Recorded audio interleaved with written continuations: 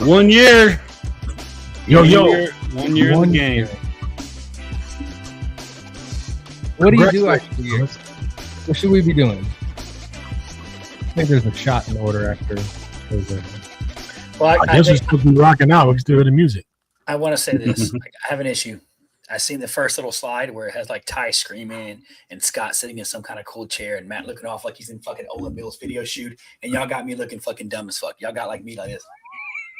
That's fucked up. Look at that shit, bro. How y'all gonna? How's that the one? That's a picture y'all find. That's the one y'all get.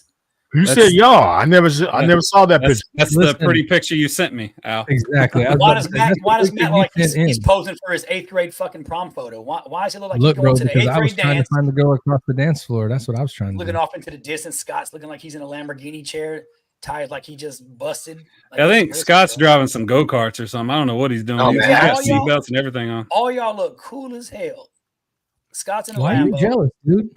No, actually, man, on that picture right there, I was in Dubai, and I was having dinner in the sky. So I'm like, I don't know, a mile high in the sky. I don't know, but were you at Burj Khalifa or something? I was scared as shit. You just can't tell it because I got the sunglasses on, but I was scared as hell because when you look over, I saw death on all sides.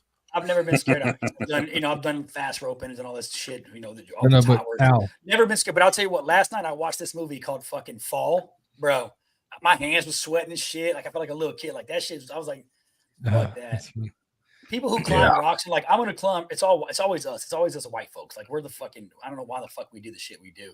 But the honky community. Let me tell y'all something. Stop climbing rocks and swimming with sharks and doing this dumb shit, bro. It's bad for our people. Like you're fucking us all up. Stop climbing rock walls with no ropes. What the fuck wrong with y'all? Us. What's wrong with us? It's a recreation. Kevin wants to know if you're snacking and jacking, bro. I'm snacking, man. You know, when the show come on, I got to get my popcorn. Some people get popcorn and peanuts. I'm more of a popcorn type of guy other than peanuts, but yeah, I'm snacking, man. It's a year in, man. You know what I'm saying? It's a celebration. Yeah. Sure, I'm celebrating with y'all, bro. I'm doubling it up just for the night. There you go. If I can just go ahead. Sorry, Ty. No, go ahead.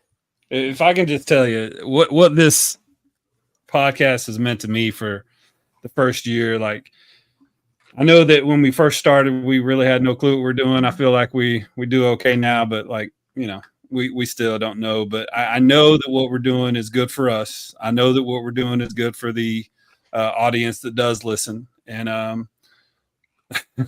all 4 bearded, yeah. And then I really hope that season 2 turns into something that'll be even better. So I was listening earlier to what y'all said last week when I was gone, and man, all those things that we talk about, I want them to be wonderful in the second year. So I'm just blessed to be able to do it with y'all. Yeah. So Scott came over to my house today, brought his wife Renee, and we were trying to mess around with some soundboard stuff, and I didn't even realize that Sarah had never met your wife yet. So man, that was cool. It's terrible. Yeah. So hold on. Oh, so Ty got a personal visit to set up the sound. Matt, you got a personal visit too. Yeah, but I didn't set anything up. You just started pushing buttons and plugging it in, and you were like, check 1, 2. You're like, I hear myself. Oh, he took my shit over too. He took my shit over too. You know, it's killing me too. Remember, I didn't have all the cords to be able to do all the shit that I needed to do. So today he's telling me to do stuff, and I'm looking at this thing, and I'm looking back at him, and I could tell Scott was like, this motherfucker right here. I'm like, I don't even know what you want me to do, but it works right now. So it works. But this is the thing. This is the thing, ladies and gentlemen. You got to understand. And this is my struggle being a black man in a room full of talented white guys that they don't want me to be in charge of shit, y'all. You gotta understand. Listen. I know this. Continue. Listen, I was telling Matt, I was like, bro, let's just do this. He's like, no, we don't. No. I'm like, I'm trying to tell you, I'm one of them people like, all right, man, it's not working. Let's get it to work right now. They're like, no, we got time. And now, see, here we go. Now it's blaming on me, but we're good. We got it. No. I'm not blaming you. It's your fault that it didn't work the other day, but it's definitely you that made it work today, and I'm appreciative of that. I'm just saying, I didn't get the whole personal visit to be like, now you have all your shit. Let's hook it up. He did though, Todd, didn't he? You had all this stuff first. It sounds good. Doesn't matter how long it took it or how long right before the show. It works. I know I went to 3 stores today to buy some goddamn cords. And that shit sucked. You could have just came by. I got some cords here. Next up, Al Heroes next up on the mic. And we're good. You gonna bring your ass down here to help me set up some shit? Yeah. Yeah. You just got to buy the airline ticket and I'll be there. Damn, bro. You get the airline ticket, I'll bring all the other stuff. I'll bring my backpack with all the wires and cords you can think of. And a bottle of whiskey. I'm gonna call DeSantis in about when we get off, I'll hit my boy Ronnie D up and DeSantis will hook you up, bro. He'll send a private jet to you, bro. I got you. For sure. I mean, he is your dad in your phone. So speaking of the first year, what was your favorite episode, Al Hero? Oh man, there's you know what, to be honest, there's too many. So I want to say Kevin Cash and Sean Sant because that's my peeps, but and Larry Driscoll. But I'm gonna be honest, like I think I'm a toss up between Rich Woodring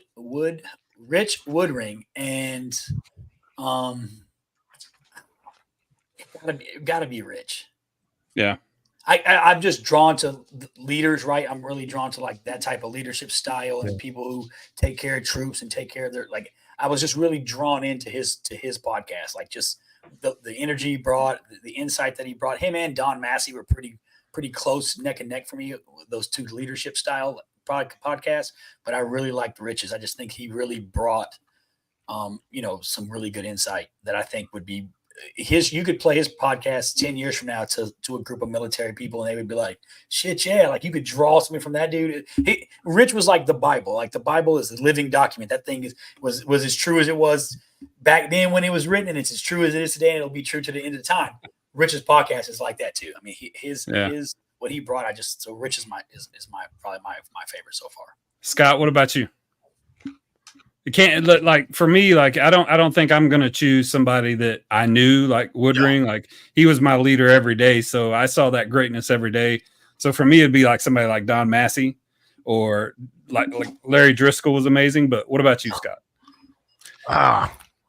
You better say your wife. You better say your wife, bro. Oh no, and it can't be labor of love either. You can say Tangela, but not Renee. You know that. To be honest with you, man, I enjoyed everybody, and I know I can't say everybody as an answer, but I will say temporarily starstruck wise for me is my man for me personally, and anybody else don't take this lower, but my man Rocco Vargas probably to me, I mean, it was the one that I was most excited for only because of what I saw in the stuff I did previous to, right? The most anticipated for me was that. But then you got Bubba Wesley come in, and then you got all those relationships that have formed from the people on the I just as it grew, it just got to a point where everybody was wonderful. So I don't necessarily say I have a favorite, but that one right there for me, like when I think about like, oh shit, we're in the house, man. We, you know what I mean? For me. I was pretty starstruck with Rocco Vargas as well. But I mean, I read his book. You know, I ordered his book as soon as it came out. So yeah, I can't count that one either. But yeah, Matt. Well, I think Dan Levine was great because you got to see the other side of police officers, and I think Dan and Larry were probably my two favorites just because they both kind of had the same path, right? One came to law enforcement in Houston, the other one went into the Navy, but I think they were good, and then the Guardian Grounds guys were really good. Very, very surprised when we got them on, and how much in such a short time they started to do, and how long he's been thinking about it. So, I was gonna say with Wes Drake's personality is a lot like mine. Like once you get to know him, he will tell you everything about himself, about what he's doing, and he just wants to share with you. He's just a sharing kind of guy. Yeah. He's like I call myself like emotional lava sometimes. He's like talk lava. He can talk forever. So I really like that one. But we got a great guest today.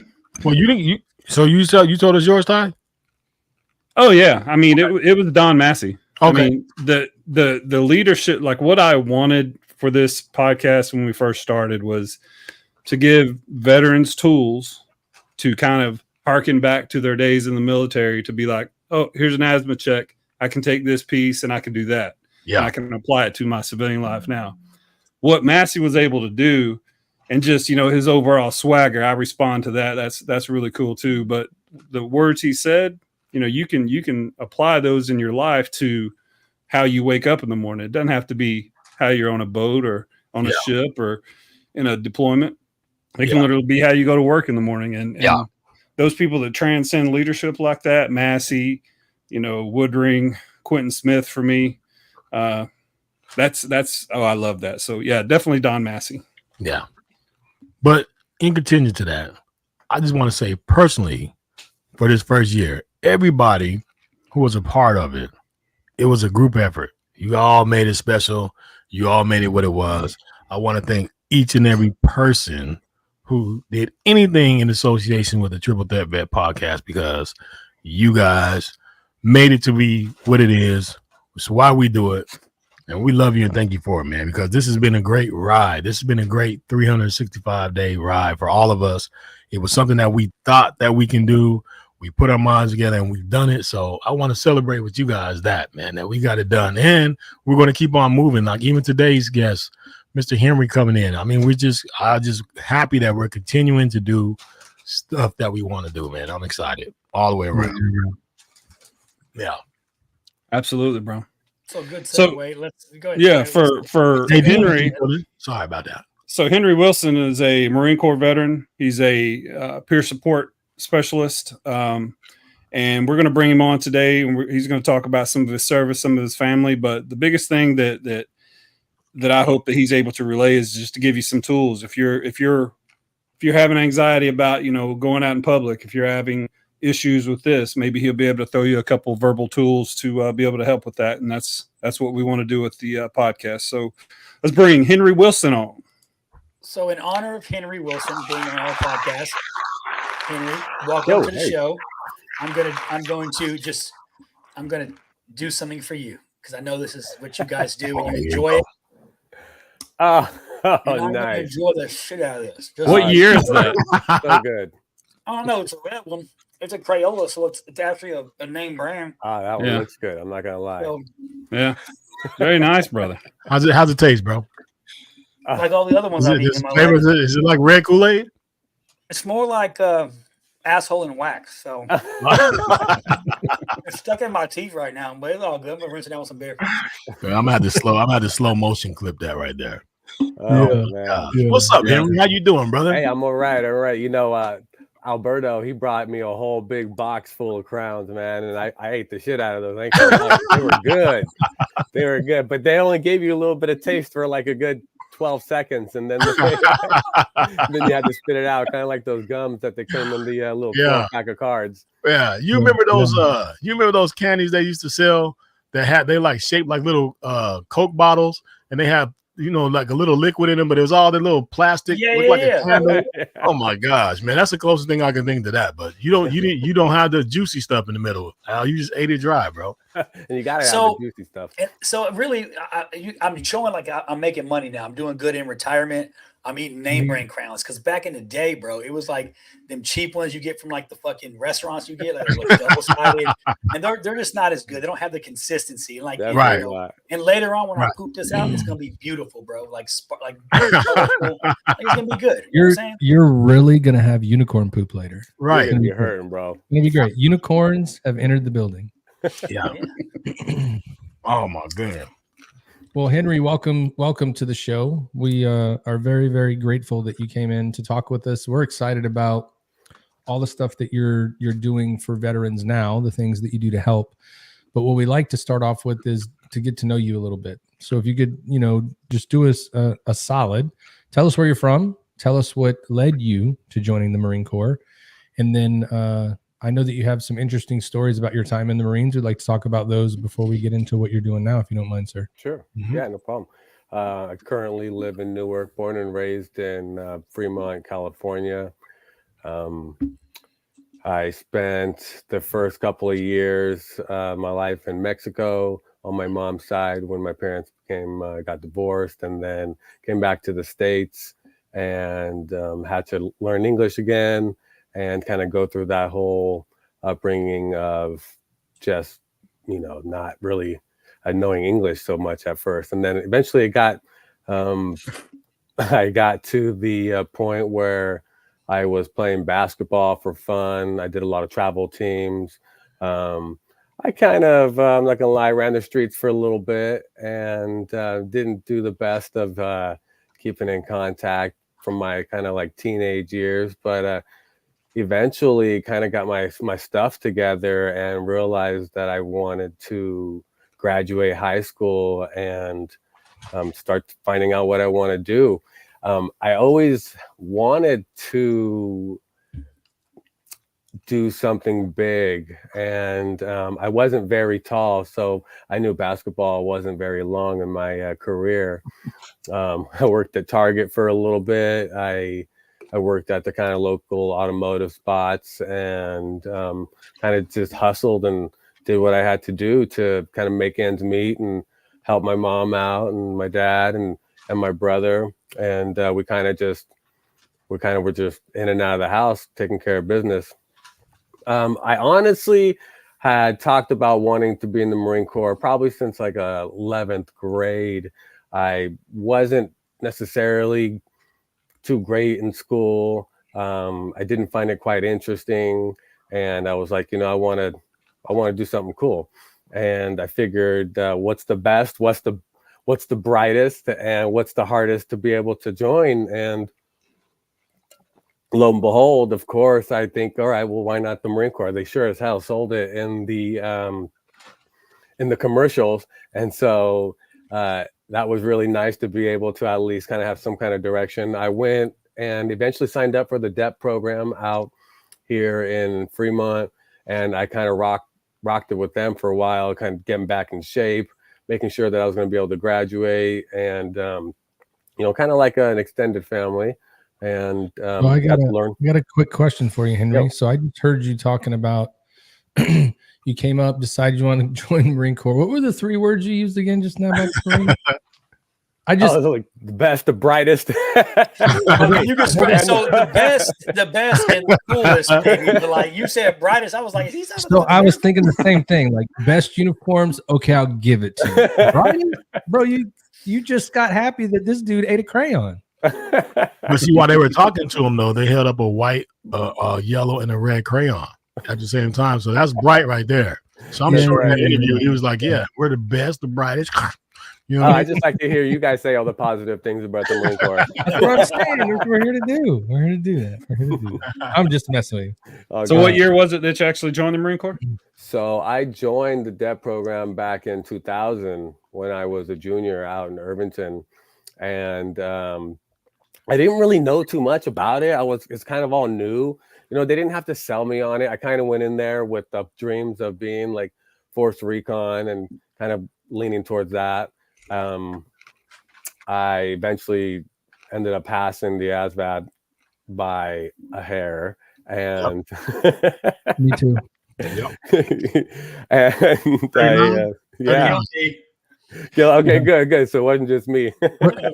We're all in good company. We're all in 51 on the dot, bro. That's it. 51, dude. You're smart as shit. 51, bro. I know, man. Damn. I was in there like this. What's the lowest you can get? Okay, let's go. Yeah, I think they helped me out with like the last 10 questions. So I think that's there you go. They gave you the card in your pocket so you could look down. And this is the red test, right? Okay. Yeah. So look, this is for all the great Americans out there. Henry, I know at some point they told you joining the Marines, it's a possibility that you might die, that you might have to do the ultimate sacrifice for your country. And I know they told you that in the beginning when you were okay with that. At that point in my life, yes, I was. My biggest reasons for joining the Marine Corps was to fight for those who weren't strong enough to fight, and to fight for those like those did before us. There you go. See, shout out to them. There you go. I just want the world to know that when you guys think that this is a game or whatever, like people know that joining this organization, there's a chance you might not come home, and you're still willing to sign your name on that, knowing that all that is up against the wall, and you still do it. Shouts out to you, my man. True American hero. That's what I'm talking about. All right, we go. Yes, sir. So went to boot camp, finished that. What was your MOS? What did you? Yeah, went to boot camp, finished that with flying colors, and I ended up being an 0331. Shout out to my machine gunners, Mark 19, 50 cals. 240 golf, ground pounder. Keep talking. Yeah. I'm sporting wood. I mean, I'm older now, so it's not quite at attention, but it's at a good angle. I love it when you talk tack to me. I love it when you talk tack. You know, at the time, I got very lucky because I was able to stay and be a Hollywood Marine out here at in the West Coast. And a good buddy of mine, Branden Benner, he got sent out to the East Coast, and we had joined together with the same kind of dreams. And so we got separated pretty fast. But, you know, talk about thinking that you have a passion. You know, I never loved the job so much in my life after the first year and a half. I mean, the first year, I was like, what? Machine gunner? I didn't want that. I wanted to be a mortarman. I want to be way back there. Yeah. And just developed that passion. Loved it. Great job. That's what's up. There you go. So when you were going through school and you were running around, right? So the passion that gets developed there, is it how often you got to go shoot guns and you were just like, is this all I get to do? I'm just going to shoot guns all day? For real? Yeah, pretty much. Yeah, on the government's dime. It was great. Yeah. I never felt so much power in between my hands. Like, you know, that Mark 19s, that automatic grenade launcher is just like, you know, as a young kid, you know, young stallion, 18, 19 years old, you know, that's big toys right there. Yeah. You can walk around. You play video games? That's cool. Yeah. Hey, so how hard is Marine boot camp? I don't think I've ever asked that question to somebody who was a Marine, but how hard was Marine boot camp? Like, what was the most difficult part of that? You know, oh yeah. Yeah. Oh, that's us. That's the Navy. Sorry, I was thinking about what I thought he was talking to me. All the sex. My fault. My apologies. I joined later on in the year, so for the first time, I missed, like, when I first touched down. I touched down on like Halloween Day. I put my feet on the yellow footprints, and I was like, "All right, here it goes." And I hadn't been away really from family for, you know, for Halloween, for Thanksgiving, for Christmas, for New Year's, all these holidays that I've been so accustomed to spending with my family. I'm spending it out here in MCRD down in San Diego, and I'm watching everybody come in from the airplanes and leave from the airplanes every night. For me, it was tough. I ain't gonna lie. Like, and I was raised, you know, pretty stern, and, you know, I got my lickings just as much as the next one, but it was tough, you know, 13 weeks boot camp and just grinding. The Crucible alone is such a great course that really brings you together to your brothers, and it just teaches you so much on how to get the job done and make you realize that you're stronger in a unit. Yeah. I've always loved what we were doing some tallying the other day. We've had 4 Marines on the show in the first year. 4 Marines, 17 Navy, 13 Army. So we're mostly Navy and Army centric because that's what we are. But can you talk a little bit about the bond? I was raised by a Marine, so I kind of understand it. But, you know, I joined the Army, you know. So can you talk a little bit about the bond that's created on the island or in San Diego, and then how you carry that over to Faluja? Yeah, absolutely. You know, a good example is I went to the Luke Combs concert with some great friends of mine, the Kubiaks, and my wife, and a lot of other folks. And so, you know, I was there, and I had this guy run up to me and was like, you know, Semper Fi. I was wearing some kind of Marine Corps shirt, I believe, and he's like, Semper Fi. And I didn't know him, and just gave him a hug, though. But like instantly, it was just as much as, you know, one's love for another. You know, that happens on numerous occasions. And it's just this, when you're out there in the sticks, when you're cold, when you got fire watch at 2 o'clock in the morning, and you're like, what the hell am I doing out here? And you look to your left, or, you know, you're in the hole in Iraq and Fallujah or whatnot, and it's raining for the last 4 or 5 days. And, you know, everybody's kind of up and kind of going through that misery. I mean, it just takes that bond to a new level. I'm sure, like a lot of veterans can attest to, where with their own kind of journeys throughout the military. And, you know, I believe all branches kind of have that in particular to, you know, one's individual. But in the Marine Corps, we just, you know, I go to a reunion once a year down in San Diego, down in San Onofre, and me and a lot of buddies from the 2nd Battalion, 1st Marines. It's like when we first started doing that, it was like boom, right away. It just brought you back to you know, when you were young and you're in the Marine Corps. That was almost like 20, 25 years ago. You know, it's great to hear what you're saying, because we hear stories like this all the time. And as soon as you said, you know, as soon as you saw the guy, you gave him a hug. Matt talks about going to you can tell the story, Matt, but you went to the one thing, and then all of a sudden all the veterans were in a group together, you know, talking. It's that I love the camaraderie we have. So I think real quick before we get into, I really want to give you some time to talk about you know, going to Fallujah, you know, getting shot, and then kind of your transition out to help with peer support part side of the house. So I know that your experience, I kind of know what that job description is, but I can't wait to hear. We've got Henry Willson, a Marine Corps veteran. He's also a peer support specialist. We're going to bring him back right after the break, but we're gonna go to break here real quick. So you want to take us out, Scott? You know it.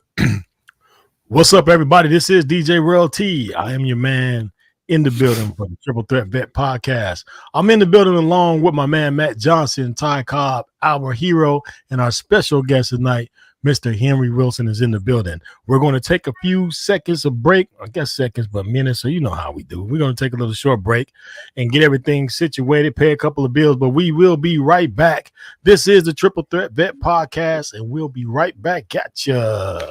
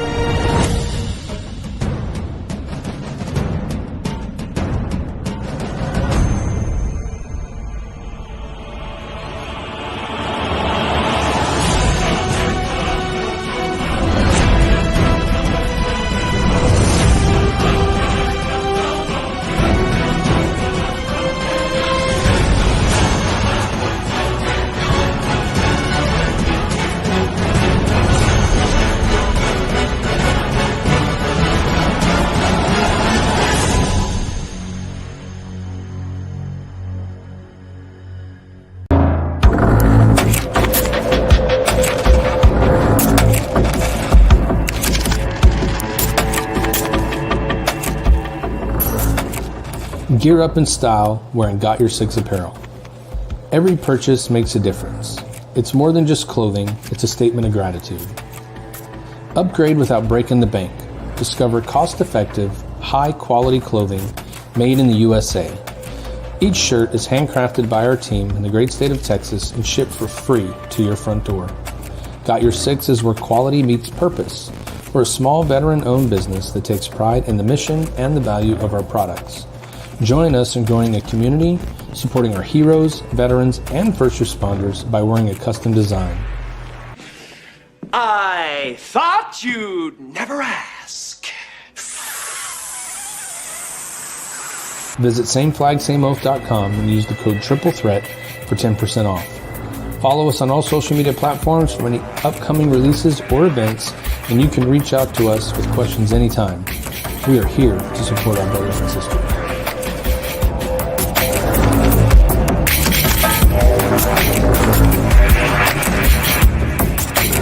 Hey everyone, Mac Verdi here, founder of Veteran Mortgage Solutions, also a U.S. Army Combat 101st Military Police Officer. Wanted to let you know I founded Veteran Mortgage Solutions to help our veterans use their VA home loan.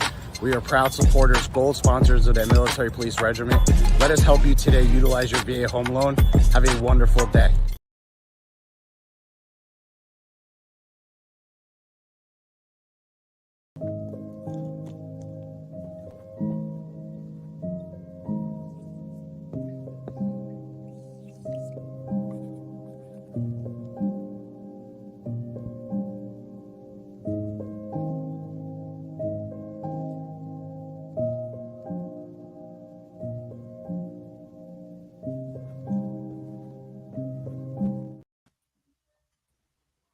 Yeah, I figured that'd be apropos having we're back in the building. Specialist. Yeah, absolutely. We're back. Yes, back in the building.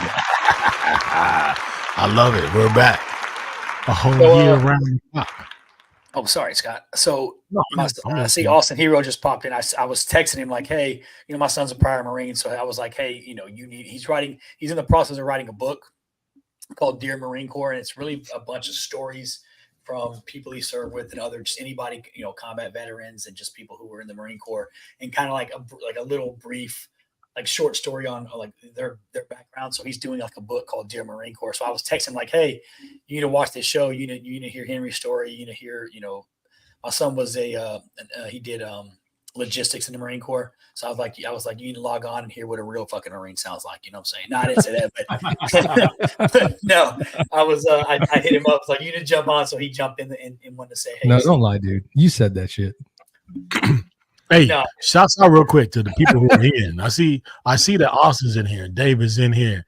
I see that Morgan is in the building as normal. Nadine is in the building with us. Kevin is in the building with us.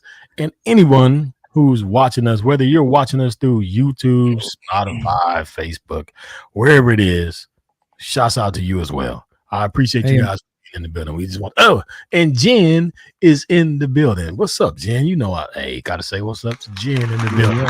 By the way, happy 29th birthday again, Julie Willis, coming up this week. Julie. I don't think we didn't 29. See you 29 again. There you go. How'd it go from being 25 again every year to now 29? Like the number keeps going up. Yeah, it's good. Feels good. 30s the new 20? Is that what you're gonna say next? Feels good. Yeah. Well, I'm ready to get my hands back inside of the hot grease. Yeah. Oh, I want to get it. Let's do it. Let's bring Henry Willson back. All right. Hey, Henry, I hope you got a chance to get it, drink of water or something like that. I was going to, before we get too far, I can't keep letting this slide. I'm seeing this hat that you got on here, sir. I just have a couple questions about it, just a little bit, like one question. Are you really a Raiders fan, or you just happen to put that on today because of the colors? Just talk to me about what it is. Oh, man, I've been a Raiders fan for at least a good 29 years. I don't like to brag all the time about it, but, I'm over here. I'm not too far from the Oakland Stadium. I always love my ride or die Raiders, and kind of just been struggling with them ever since the last Super Bowl. Y'all the worst fans ever. Y'all are killing people and fighting in the stand. If someone was like, hey, bro, you want to go to a Raiders game? I'm like, fuck no, bro. I didn't die in Iraq. I damn sure ain't dying in fucking. Don't hold it against me, man. I'm a Broncos fan, so you already know. Bro, that's tough. Oh, yeah. Since he mentioned the hat, I got to mention the shirt. I see you're wearing a CVMA shirt. Yeah. This was given to me by a good buddy, Spanky, who I helped out a lot, and he's out there kind of doing his thing, and I just support it every time I see it. I just I'm honored to help support all vets, really. Shout out to Spanky out there in California doing it up in the CVMA. Combat Veterans Motorcycle Association is a great outlet for veterans that are still in the military or out. It's an association. It's not an MC. Great bunch of guys and gals that make those organizations around the nation. So shout out to CVMA. Yeah. Straight up. So Henry, coming back from the break, we talked about you joining the Marine Corps, and I know we talked a little bit about, you went over to Iraq, you were in Fallujah. So I know you have probably a million stories, but there is one story in particular that I saw us going back and forth on about you that's very unique, that I think most people would want to hear it based off what we do. So I'm pretty sure you know the story I'm talking about. You were in the battle, things went down. Do you mind telling that story? Like, how was the day when it started, how it went down, and then kind of like walk us through it if you don't mind? No, not at all. Woke up on June 24th in 2004, probably about like 5 o'clock in the morning. And I always like to think, like we're up so early. By the time a lot of people start getting up in the States, I mean, our day is almost halfway through sometimes. But got to this position and about 7 o'clock in the morning and set up my guys. I was a section leader for the machine gunners, and we had a little pause out there right in Fallujah, kind of on the border called, what is that, the 4-leaf clover. And We got there, set everybody up, set my team leaders up, and we were helping the local folk kind of try to take over, and we were giving them a lot of pointers, and we would be helping them, teaching them our kind of tricks of the trade, really just making sure that nobody had any arms or anything like that, or anything that was kind of quote unquote illegal. And next thing I know, we get into this big firefight, and in the beginning, I'm just like, everything is really close quarters.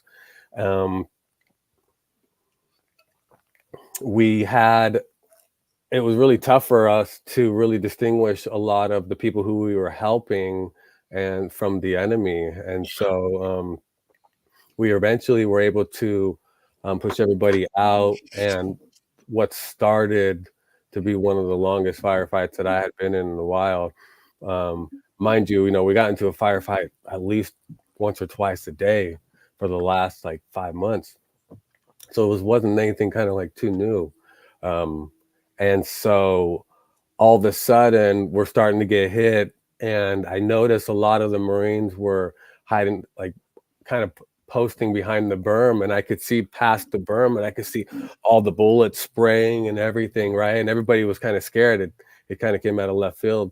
And so we were really out in the middle of nowhere, getting fired from like a 360-degree angle, so there was no really cover. Damn. And so my first team leader, Ian Ladewasser, he was trying to get that Mark 19 up, and he couldn't get it with the troubleshooting. And I just told him, get that gun up, get that gun up. And so then afterwards, he got hit, right in the kneecap, boom. Damn. And he's like, hey, Willie, they call me Willie. Willie, I'm shot. I'm like, get down. So got him down there and stopped the bleeding right away. By this point, we'd kind of all been pretty good at, medevac and how to really stop the bleeding and just some like your basic medical stuff. And so then there was a doc that came over, and he helped me out as well. And you'll notice in one of the pictures earlier that I sent you, there's a picture of me holding kind of Ian Ladewasser, and that was one of the first guys that had gotten hit down there. And so afterwards, I still established grounds, tried to get a lot of people who were kind of in and out of it, try to wake them up a bit, establish some firepower, and started to get a lot more guns up and at them. And we started to give them a lot of suppressing fire, and some folks were getting hit to our left and our right, and a lot of commotion. We were able to at least get some folks to come back and help us out. So then there was another attachment of mine that was hit probably about like 300 meters out, and nobody wanted to go and get them. And so I said, you know what? No, we got to go. And everyone's like, no, I'm not running. Yeah. I said, we got to go right now. We got a guy down out there. And so I grabbed the doc, and I grabbed PFC Myers, and I said, you're coming with me. Let's go. And so we ran like a good 250 meters with I don't know how the hell I survived that, because I heard so many bullets whisk by and RPGs, and we were just running out in the middle of nowhere. They had pretty much pushed too far out for suppression, and one of their team leaders got hit. And so by the time I get there, he got hit all up and down his leg. Damn. I tried to tell the doc, hey doc, get out, let's go, let's help this guy out. And the doc had the 500-yard stare, and then the PFC Myers, he was with me, and we pretty much got him whisked away. We called in for medevac and helped a couple of people out just like that. And so then we were out there and just kind of by ourselves with this Humvee with like one turret up there, and we're still getting hit hard. We're even more secluded now out there, and we're just waiting to get popped. I grabbed the comm. I called for overhead support. I was denied, and then eventually I feel this pop, and I didn't know what happened at first. and my head was kind of just ringing, and I kind of got up, I ran around in a circle, and then I kind of whisked myself underneath the Humvee. I didn't know what was happening. I at that point, like, there was blood all over my face, and they pulled me out from the Humvee and realized that I was shot in the left temporal lobe here, and the bullet came in from the back, hit my skull, and then shattered out. And all while I was on the comm. So, I mean, everybody knows, right? You go for the guy at the comm, and they definitely did. So then I kind of just held PFC Meyer's hand and said, tell my parents, tell them I love them, and that I thought I was going to die. Had kind of a small epiphany a little bit, and gathered some courage, and just kept on pushing and tried to not pass out. And eventually I made it to 55 minutes later by the time I got to the first medical unit, and they helped me out a lot. But it was pretty nuts, I'm not gonna lie. So just to unpack where you were at, right? So you guys get out there, you take on fire. So these people that you ran, like, in the middle of nowhere, you might as well have been moving target practice. That's courage, by the way. Thank you for freaking doing that, because whoever you went out there for, their family thanks you today too. So when you're running through all that, right? Yeah. Did they just like push that way? Were they always out there, or was it just like the chaos of the moment that made them go out? And how did you realize that they were out there with all that commotion going on and it was time to go get them? It was a call that came in from the gunny on our side, and nobody wanted to go. And I just felt like I wouldn't want to be out there alone. And the first thing I thought of was, there was no question. We got a guy out there. We gotta go and take care of it. It's weird because in the compound area, it's like kind of outside of Faluja, but you can see all the buildings in the background kind of like surrounding you. And so you just don't know who is where, how far they are. It was like, who is firing at us at this point? Yeah. So what is going through, like, why do you think, like, you guys train all the time for that? You said it right in the beginning of the story. It wasn't anything different than we've ever done. We had firefights like twice a day for the last, 3, 4, 5 months. Like, what made that one different where nobody wanted to go? And it's a good thing that the PFC wanted to roll with you, because I'm sure without him there, it'd have been crazy. So, like, what was going through your mind, or how did you work through that when you're saying we've got to go get somebody, because we're fucking Americans, for Christ's sake, we leave nobody behind.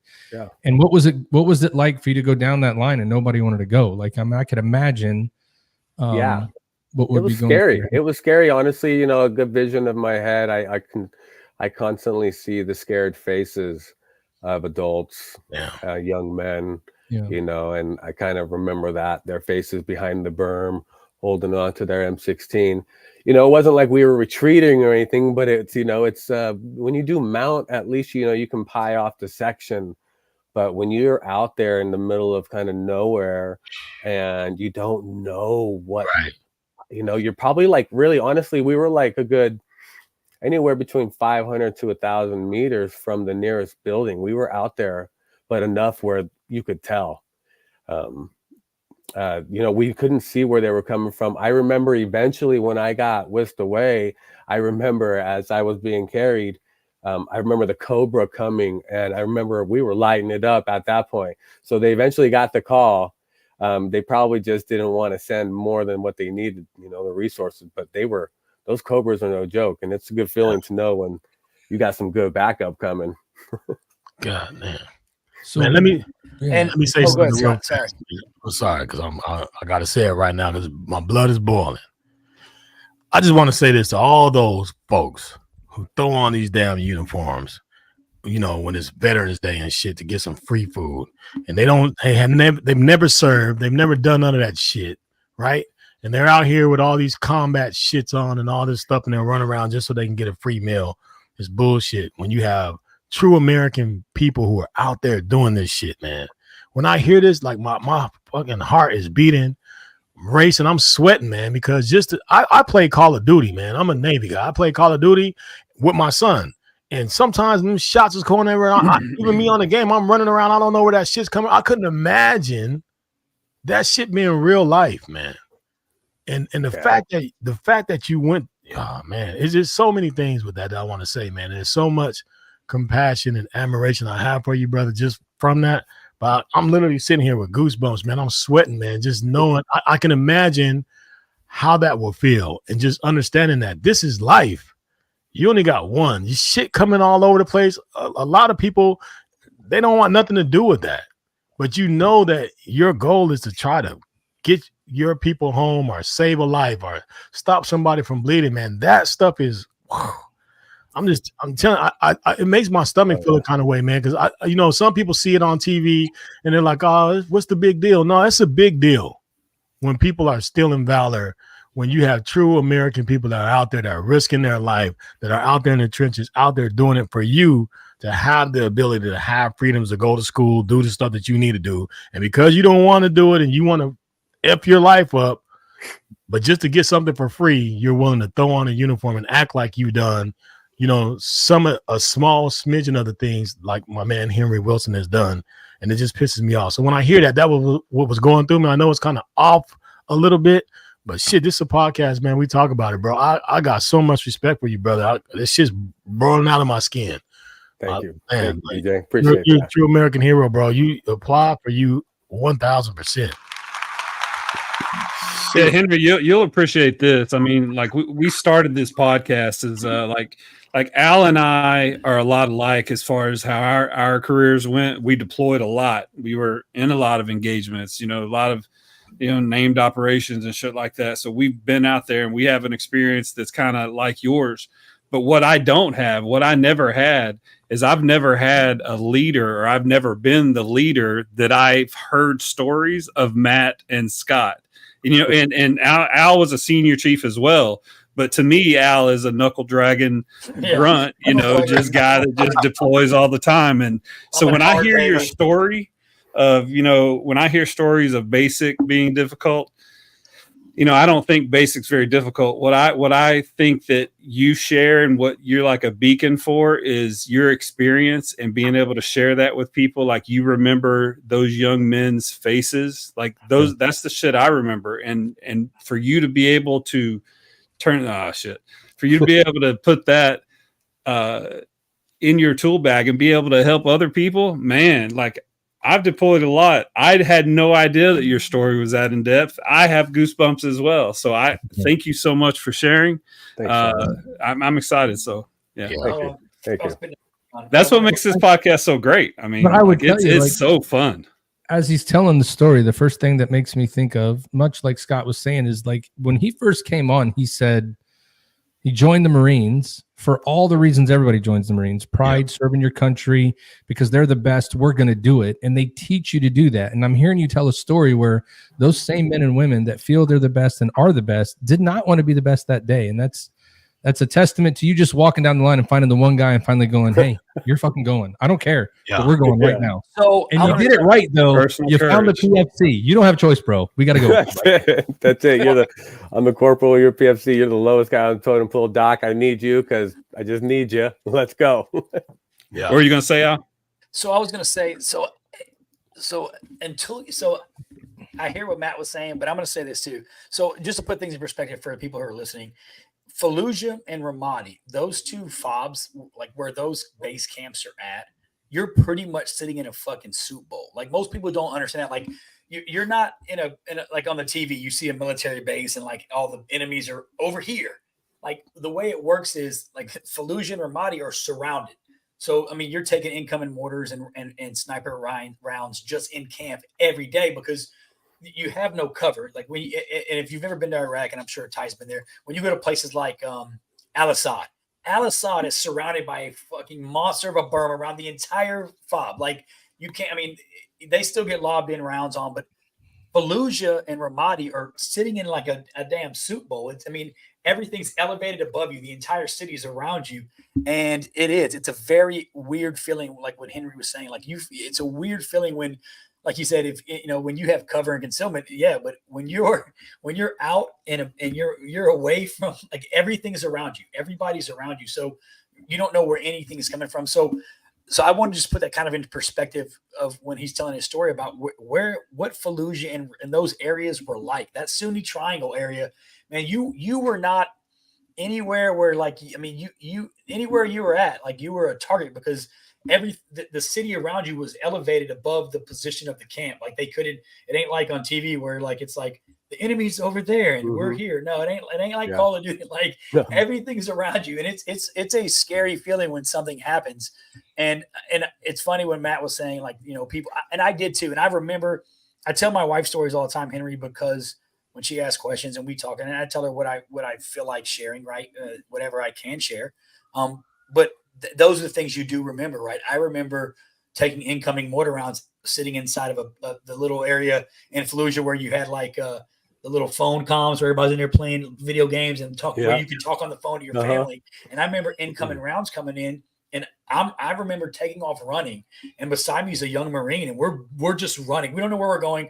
We're just running for cover. Like, let's find a flatbed to get under. Yeah. And he looks at me, and I'm in the Navy, and he's like, bro, where are we going to go? And I'm like, fuck, motherfucker, you're a Marine. I don't know. Where are we going to go? And he's like, I don't know. But all the training in the world and all the range time, I don't think it never prepares you for live and real combat, right? So I don't fault those Marines who were hunkered down, gripping their 16, because that's just life, right? Especially if it's your first firefighter, or you get, it's that shell shock, right? Something happens and you're not really quite prepared for it in that moment. And it takes a strong leader like Henry or your gunny or somebody to say, hey, fellas, pull your heads out your ass. It's time to go to work. But everybody does, man. My wife will tell stories all the time of, like, my first phone calls to her on the phone when I got in country, where she's like, you sounded terrified. And I was that young Marine, or I was that young guy who was clutching his shit. And I was a gunner like you. I was a 50 cal gunner on all mobile patrols, the lead 50 cal gunner on all mobile patrols. And I remember my butthole puckering up and being like, and in your head, you're like, I don't want to be the guy who freezes. I don't want to be the guy who freezes. But I think it's just natural. Like, initially, that's your first response, is to just, holy fuck, like, what's happening? And so I don't fault any of those Marines, and I don't fault any of the people who do, because that's just part of combat. And eventually you learn, right? Your training kicks in, you adapt, you overcome, and you rely on your leaders, the people who are salty as fuck and have been downrange a bunch. And the guy like Ty Cobbs, like, he's the guy you cling to. Be like, bro, you've been here 8 fucking times. Like, so you latch on to those leaders. But yeah, I wouldn't necessarily fault those guys, because in the middle of some shit like that, you think in your head, I'm a bad motherfucker, and I'm gonna Rambo this, I'm gonna Rambo Fallujah up. But the fact of the matter is, you're initially that fight or flight. Most of us, including myself, like, your initial thing is like, holy fuck, let me hunker the fuck down so I don't get fucked up. And that's your initial. So I'm not saying I get it. Like, so I'm not faulting any of them. Absolutely. I get that. And eventually you somebody gets you out of that shell. Somebody's like, hey bro, let's go. And you're like, okay. And then Cobra show up. Yeah. I mean, don't get me wrong. It was just a matter of time before we still tore it up. In many ways. Yeah. I could see them kind of jumping right back at it. I mean, it was just the right move to do. When you don't know where it's coming from, poking your head over the berm right away is not the best option. That's right. That's right. Sometimes it's a good idea, man, to sit. And get back. Exactly. Get a different point of view. Yeah. So I want to read this piece of the article, if you don't mind, Henry. Marine Corporal Henry Willson already had whisked 4 wounded comrades to safety during a firefight in Iraq last week, but there were more who needed the Irvington High School graduates' help. He raced to a 5th Marine's aid. That's when he was shot in the head. He survived, but the bullet, which struck his left eyebrow and ear, caused permanent hearing loss on that side. And then I think this is your mother talking. She quotes a few times, and then there's a picture of you here. So the question I wanted to ask is like, this is of course your mother here holding a picture of you. You've been shot like a couple days after they turned Saddam Hussein back over to the Iraqi government for him to go to the gallows. So that picture of you carrying that man to safety here in the center, what emotion does that elicit for you today, and how do you convey that to the people that you help? Yeah, I would say that picture right there probably sums it up, just pride. You know, that thing that you need when you don't have anything else, that last kind of breath, that last kind of push that you have, and to have a purpose going forward. For me, it's always been really saving lives. You know, I joined with the thought of I probably wouldn't make it. I probably would die out there for a bigger cause. And I'm so happy I didn't, I'll tell you that much. But I got pretty close to that. And so I think that's kind of really led me to more or less, you know, helping people in struggles, and just kind of being an aid to the community and to my brothers and sisters out there who ultimately serve for the same purpose, and that's to keep other people safe, which I believe is the greatest country. Damn it. Man, we did that damn test too early, bro. Hey, we were talking about who's our favorite. You did that shit too early, man. Yeah. Well, thank God he was a Marine, because if the Air Force would have got shot in the head, he'd have been dead on impact. Because his brain's bigger, but Henry's brain, they would have had to hit him like 6 times at least to kill him. So thank God he was in the Marine Corps, bro. Heard that. They missed by a long shot, bro. You were like, you missed, bitches? Like, you know what I'm saying? America, I want you guys to know this. I want you guys to know this, because there's one common denominator in this. He said in the beginning, like, taking the ASVAB, he didn't score the highest, right?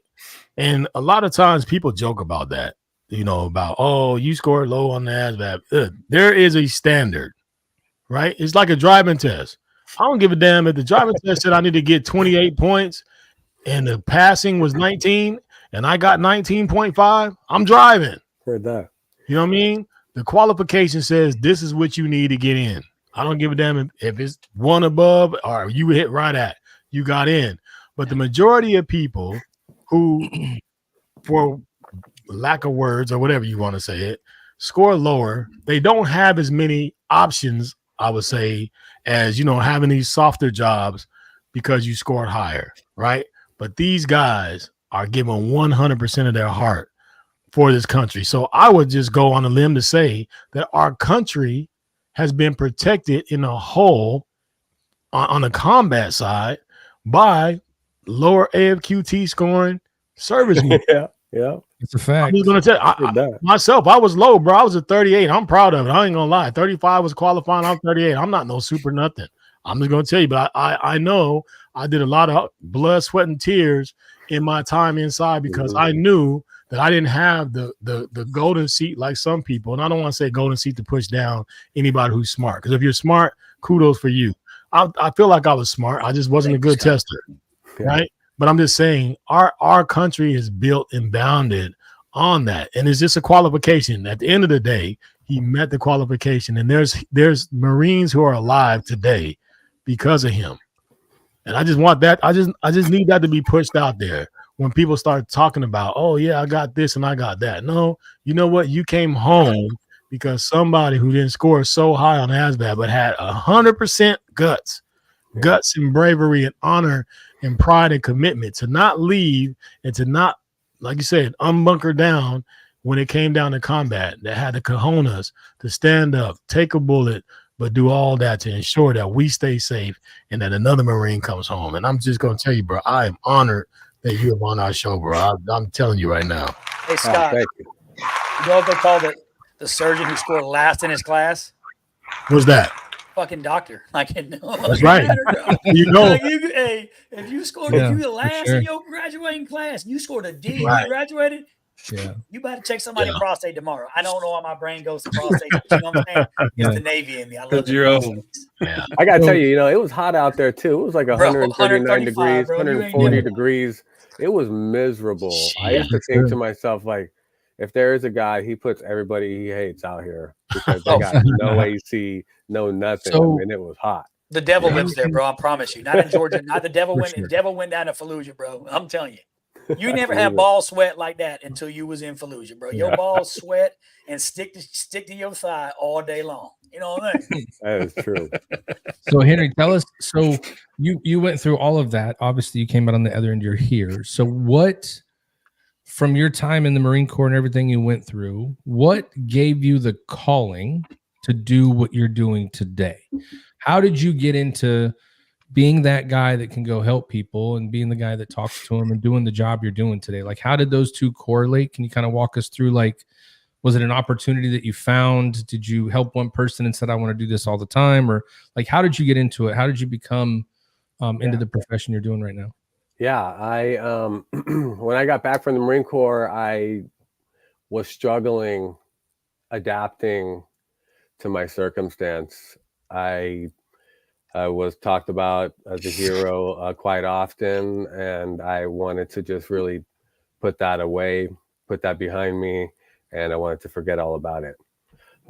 At such a young age, I didn't know how to do that. I felt like I was on my own a lot of the times. I was struggling with some marital issues at the time. I had been married fairly early in my military career because I didn't want to live in the barracks. And I, and so besides the pay, I eventually lived off base. But when I got back from overseas the second time, I was struggling with abandonment to my guys, probably one of the most. I felt like I had a couple of friends that had passed away, Matula and Frank, and I owed it.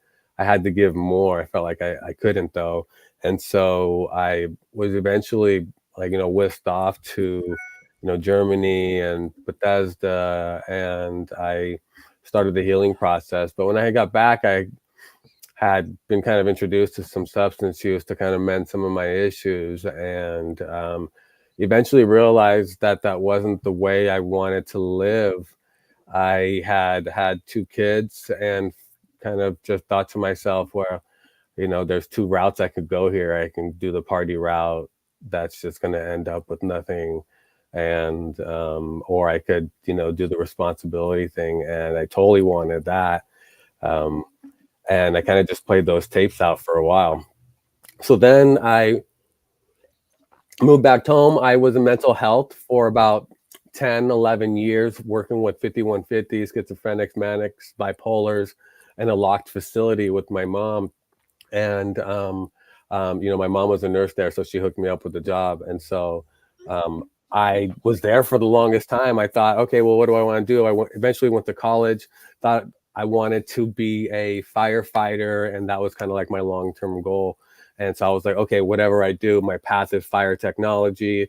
I went to college for a little bit, and eventually I had gotten a divorce, and I had kind of met the love of my life not too long after that. And so at that point, I started to be a veteran service officer for vets, and I was working at Palo Alto, and it was really nice to be able to just help vets with getting service connected. It was such a young kind of early thing back in like 2006, 2007.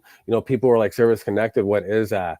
And this is something that was really given to us from our prior veterans, who served in Vietnam War, who served in World War II, and all the other, big wars out there. We were able to get these privileges. And I thought to myself, wow, if somebody would have told me any of this when I got out, instead of kind of just being pushed out, what I felt as if I was being pushed out and forgotten about. My transition was very poor. I didn't know who to go. I didn't know to talk about my things, to talk about my, my kind of my demons and whatnot. And so I eventually was continuing to work on that in the background. I found a job, and I was really good at it. It was an addiction therapist. And so I kind of worked my way up to be a peer support I was actually a peer support specialist, and from there, I just really established some common grounds with what I wanted to do in my life.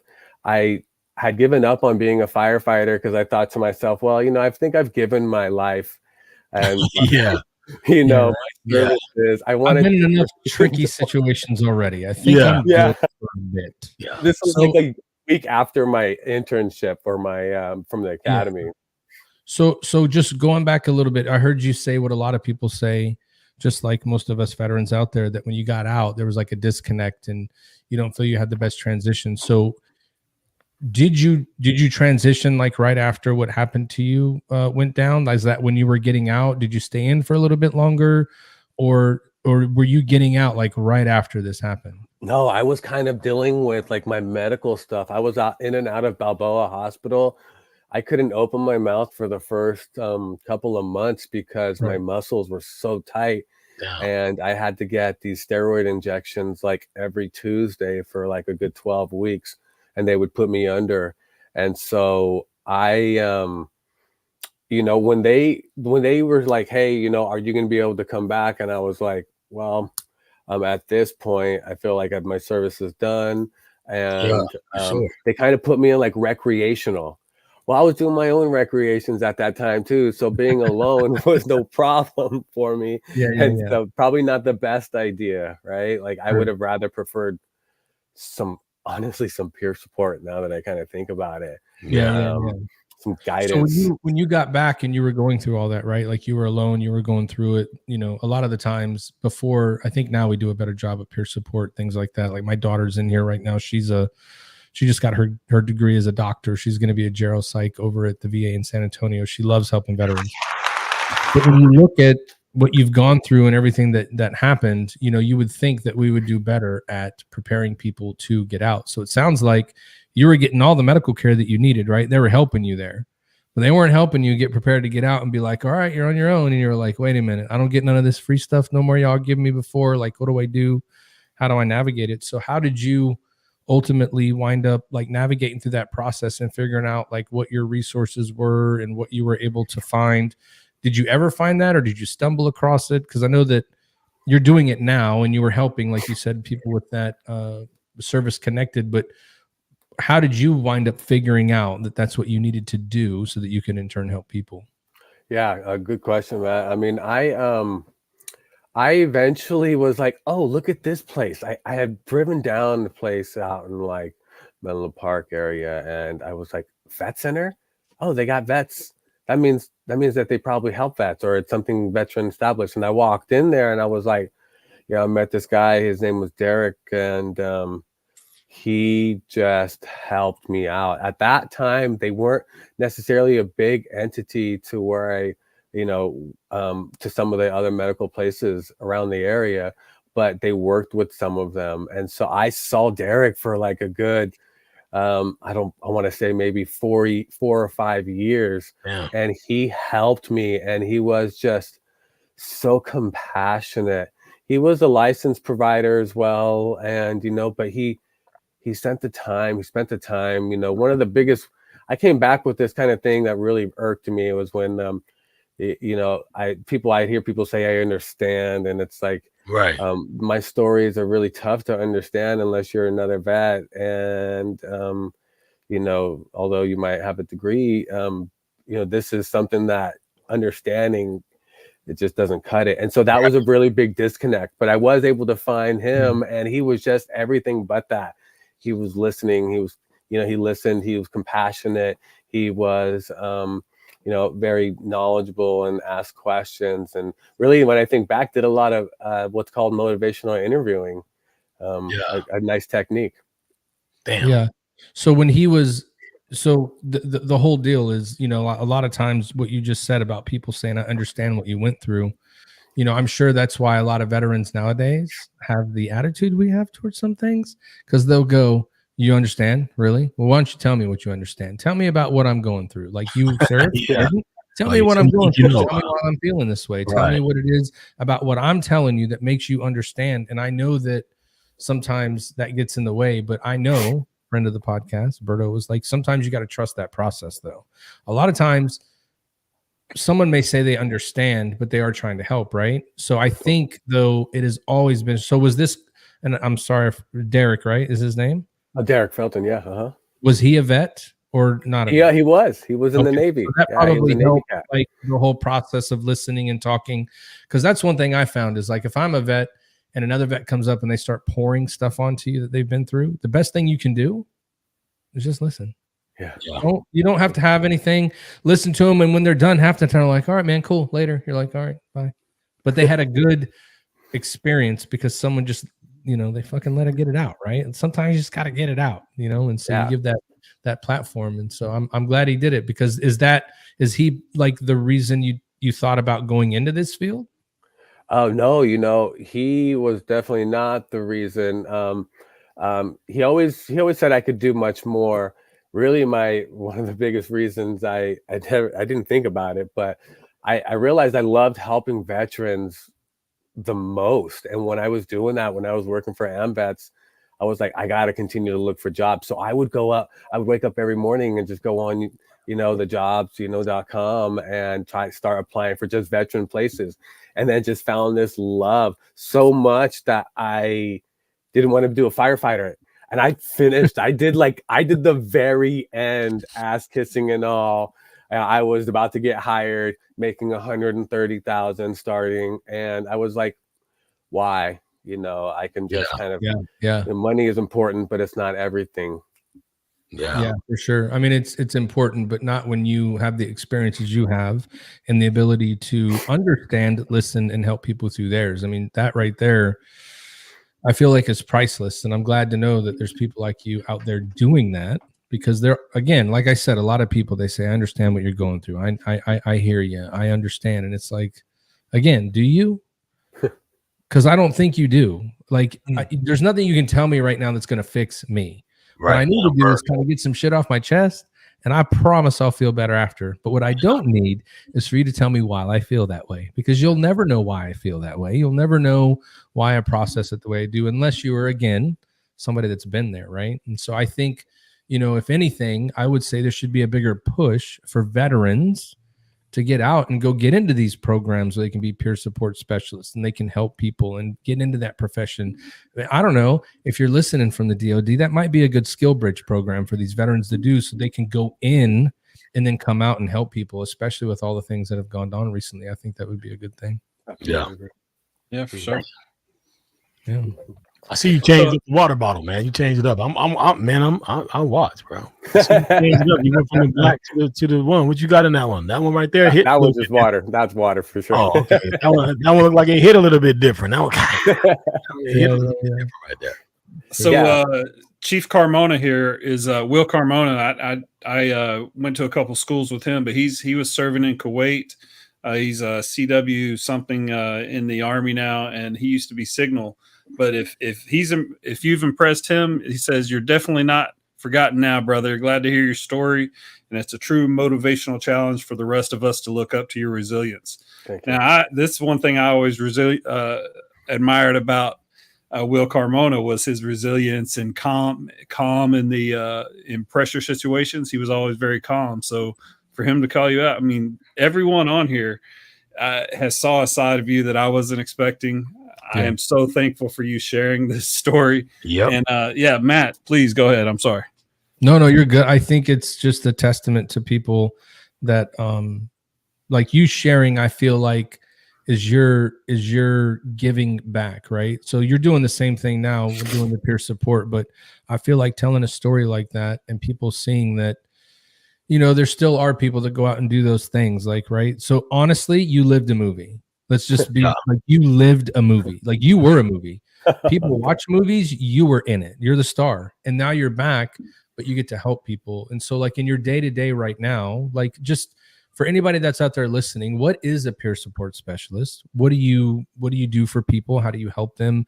And if anybody was looking to get one, or they wanted to get help with one, like, how would a veteran go about finding someone like you in their local area? I don't know if that was too much to ask at one time, but starting off with, what is a peer support specialist, and what do you do for vets? Yeah, a peer support specialist is somebody who tries to use some of their story / experience to be able to help other veterans feel as if are other people who can at least help or relate to whatever they might be experiencing in one way or another. Not necessarily to the T, because our journeys are all different, but it's somebody who can also help and guide other veterans to where they can get particular help. It's kind of like that warm handoff the whole way, all the support that you could possibly want, and somebody who just really wants to see you succeed unbiasedly. And that's tough to find nowadays, right? A lot of people are very reserved. You know, you get a phone call and you're just like worried that somebody's going to try to sell you something every second. Oh yeah. And I get it all the time, you know, like, are you going to get credit for it? And it's like, no, this is something we do. We just help veterans, like, you know, for sure. Now, anything. Do you have to carry a certain certification? Do you have to get an associate's degree? Do you have to be licensed to do this?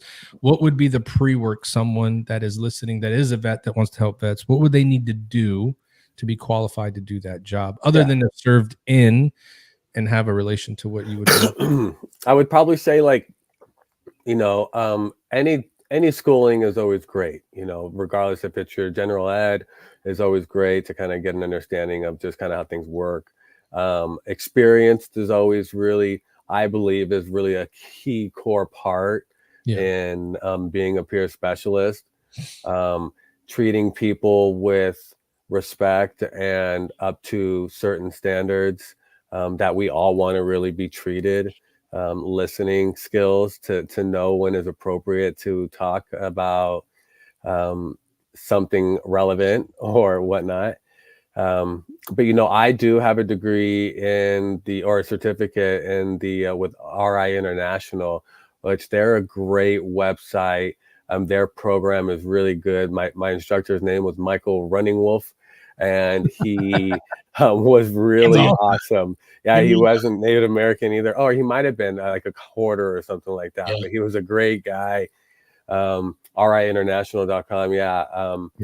That was a good one. And, you know, a lot of places are doing it. Just be cautious on wherever it is that you're applying to in regards to peer support, because they might want particular ones from specific people. And so there's a lot of gimmicks out there where, you know, somebody's just trying to make an extra $1 and they sell you a small program and print out a certificate and send it to you, and you can't use for shit. Right. So be careful with that. There's a lot of gimmicks out there. So question, well, not really a question, this is more of a statement, but I guess I wanted to say too, so for the veterans that are listening, and I've experienced this, like, personally, from my personal experience, right? If you need help and you're looking to get help, don't wait for help from another veteran, right? If you don't have that, if it's not an option, or if you live in an area where you have a veteran, there's a veteran peer support specialist or a veteran. And one thing I drew from Berto, you know, through our conversations was get help, because, you know, we like to, and Matt touched on it, right? As veterans, we like to be like, you don't understand what I'm going through. You'll never get it. If you need help, that shit don't matter. Mm-hmm. These people are licensed and they've went to school and they're trained to help you get through some of your darkest demons or fight your demons and get through these darker times. So I don't want anybody out here to think that we are saying if they're not a veteran, they can't help you. That's bullshit. Right. When I went inpatient, I had been getting medicated through the military as soon as I got back, and I was fucked up, you know, as a $3 bill, right? I was messed up, and they were just medicating me. And I went to an inpatient facility. Shout out Emerald Coast, baby, in Panama City, Florida. But I went inpatient for PTSD and combat-related stress and all this good stuff, all this stuff. And the people who treated me and helped me, and I was in a military resiliency unit, they were not military veterans. They were just people who cared about veterans and cared about helping other people. Like, for instance, like Matt Johnson's daughter. She is not a veteran, but I promise you, she's lived with a veteran most of her life and been raised by a veteran. So she has some experience and some ability to help you, right? So don't think because somebody hasn't walked in your shoes or hasn't done the things you've done or experienced. There's very few people on this planet that have experienced what we've experienced, or for what Henry's experienced, right? I've been downrange, but I ain't never been shot, right? I ain't never, so me and Henry have similar stories, but we ain't got the same story. His story is way different than mine. So don't wait for somebody to have the same experience or the same background as you before you reach out and say, hey, I need help. Just reach the fuck out and ask somebody for help, right? Go to whatever local resources you have in your community and get that help, because what it does, and Henry touched on it, it saves marriages. It saves relationship with your children. It changes your perspective on life. And it could save your life depending on where you're at in your battle with these demons, right? Get help. Step out of your comfort zone and don't wait because there's very few people in this world who have done what you've done as a veteran or will understand what you've done as a man or as a woman or how you grew up. Like me and Scott can talk all the time about how we grew up, but I don't really necessarily know exactly what he's been through. I have enough knowledge that I can probably talk with him. He doesn't need to wait for somebody like me who's experienced what he's experienced to get help. What you need to do is get that help, because that help is going to, ultimately, it's for you. You need to get the help that's going to make you back into a functioning citizen and a person who you want to be. The person you look at, when you look in the mirror, if you see that demon, that ain't what you want to see. You want to see you. You want to see the person you love and the person your family loves and the person your kids see every day that you may not see. So don't wait to get help from somebody or to reach out to get help for a veteran or for somebody who's been through what you've been through. That's kind of my soapbox. I've been thinking about it, right? I know that the people that helped Albert Hero, were not veterans. They were people who cared enough to take the time out to listen to my story and send me through EMDR and some different treatment options and try stuff to figure out what's going to help me reintegrate to my family and reintegrate to the civilian world that I left many, many years ago. And now I've got to be a part of again. So my advice is don't wait until there you go. Don't wait for somebody to come in who you're like, he's just like me. Go get help. Ask for help and find somebody. So that's it. Yeah, and it took a whole year. Absolutely. Almost a whole year, man. For our hero to come in here and not say phenomenal, not hump somebody's sister or mother. Well, I mean, my man, bro. Hey, I will say this. Henry, that motherfucker phenomenal, bro. He phenomenal. But here's the thing. We've done this for a year, Henry. So let's tell you this. We've done this for a year. And it always seems like at the moment where we need it, the person that we bring on or the guest we bring on, or even if it's just us, in that moment when it happens, you talk to the people that are worthy of the moment. And I'm going to tell you right now, your story, what you've been through, what you've beat or come on the better side of, and what you're doing for people now is way more worthy than 52 episodes of what we're doing.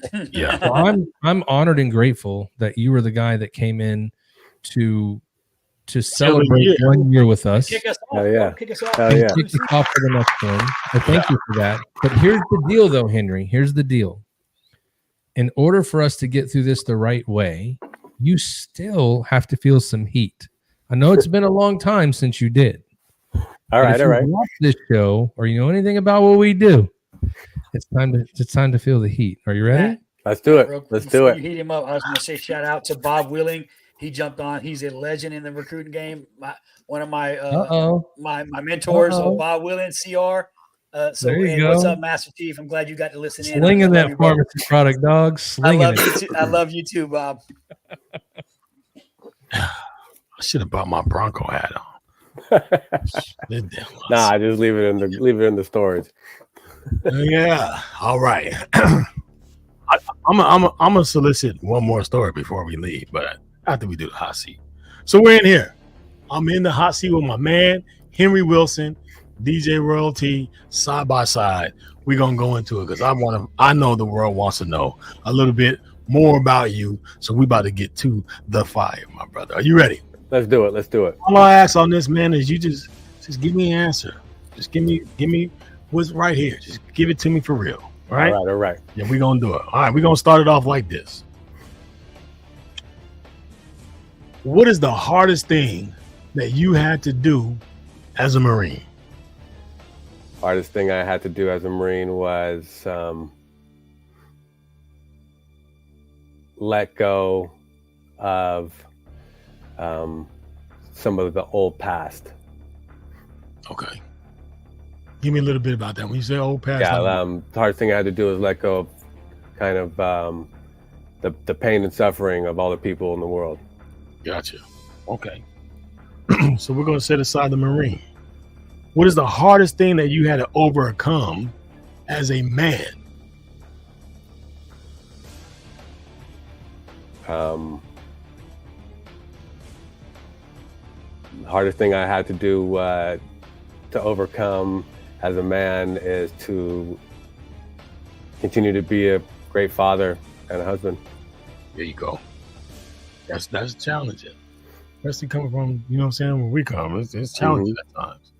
Okay. Tell me, what is one thing in life that you would not do, no matter how much money, how much, you know, whatever someone wanted to give you, fame, money, whatever. What is one thing that your pride won't allow you to do? Ever give up the eagle, globe, and anchor?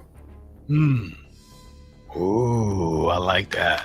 I like how you did that. America, you're listening to a true hero right now. There you go. Okay, so you're trying to cool me down in my house. Probably not going to happen. All right. Give me the one person that, if you can bring this one person back for a 1 hour conversation, who would it be and what would that conversation be about? One person I would want to come back would probably be my grandma, Barbara Grand Funk.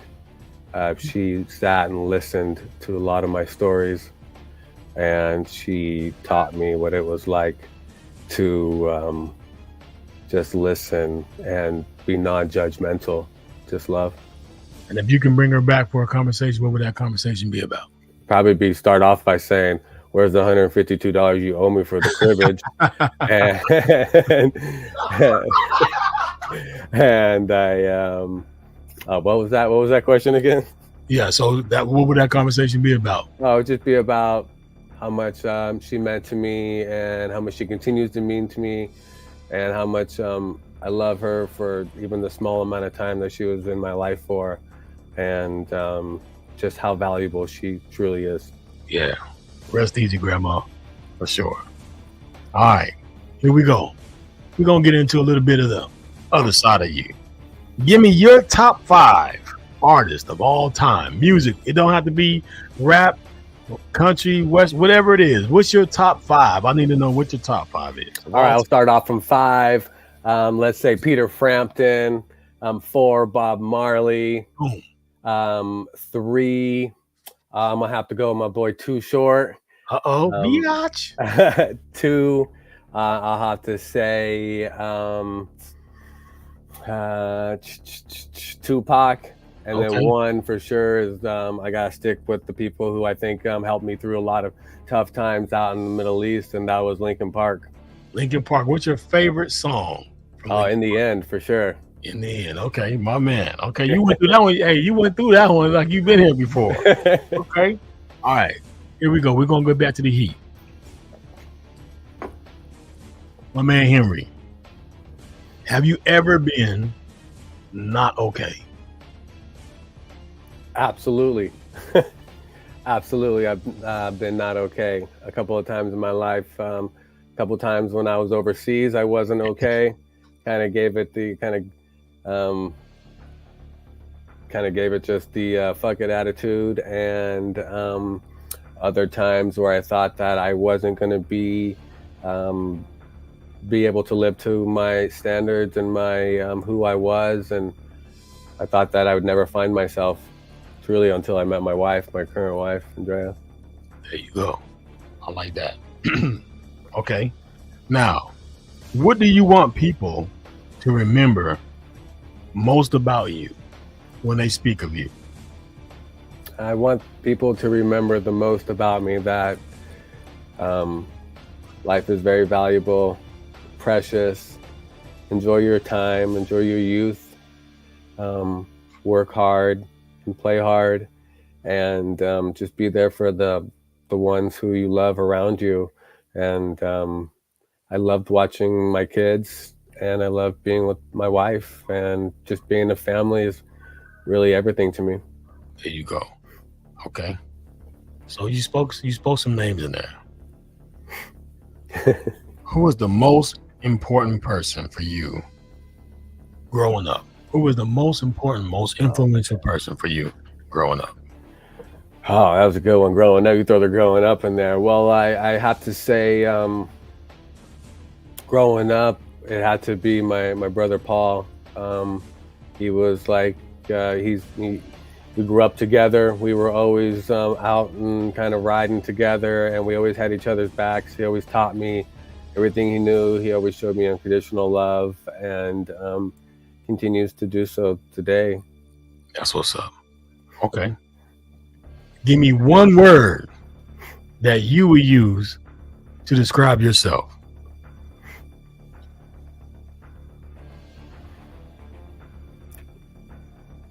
One word I'd use to describe myself is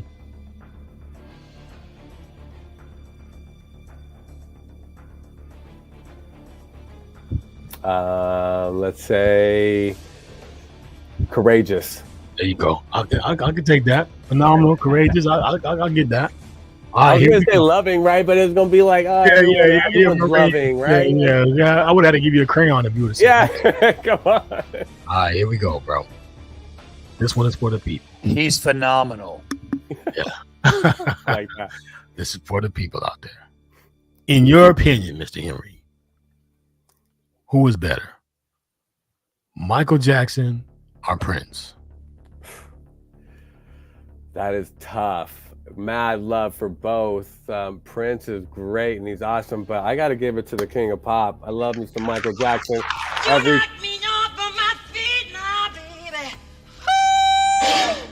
Yeah, all day. Grew up with MJ. Yeah, that's what I'm talking about. Well, listen, man, you have successfully made it through the hot seat. You are the man. Again, you the man, brother. Henry, who's better, Kobe or Michael Jordan? I mean, not Kobe, LeBron or Michael Jordan? I'm not a LeBron fan, so I got to go Michael Jordan all day. That doesn't count. Did you see what just happened there? Henry, I don't know if you realize, but Al Hero was like, we cannot let Blake on a high note. I'm just Blake hoping that this dude feels the way I do. And, you see Scott's face when you said that? Yeah, I was like, this was my friend. Now I don't even know. He's wearing a Raiders hat. He don't know what's up. Shout out. I might be like, Scott, shout out my girl Mariah. What's up, Mariah? Welcome to the show. There is. Mariah's in the building. Hey, Mariah, I hope that you listen to my man Henry's story because it's deep. It's tight. I'm just going to tell you, got to get it. So look, damn, where I was going, I was going to say something, but I kind of slipped me. He said Jordan. You went. Yeah, when he hit me with the Jordan thing.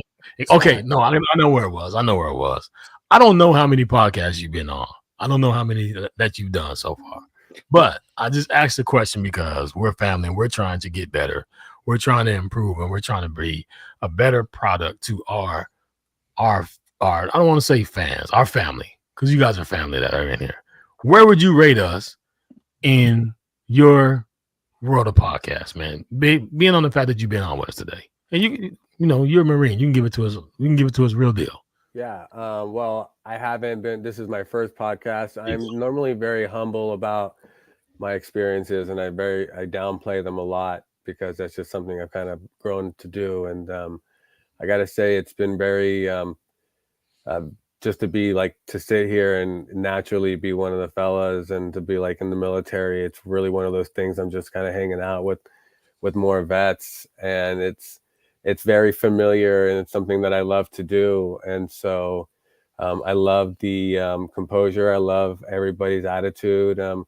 Very loving, very, great questions.